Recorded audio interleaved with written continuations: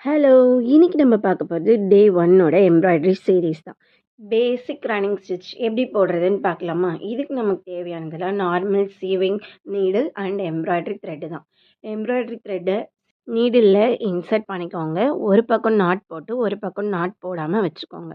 இப்போ நீங்க போட்ட ஸ்ட்ரெய்ட் லைன்ல கீழ்ப்பக்கமா ஊசிய இன்சர்ட் பண்ணி எடுங்க. கொஞ்சம் லைட்டா கேப் விட்டு விட்டு நீங்க திருப்பி அதே பண்ணிட்டே இருங்க. தென் ரன்னிங் ஸ்டிச் உங்களுக்கு கிடைக்கும்.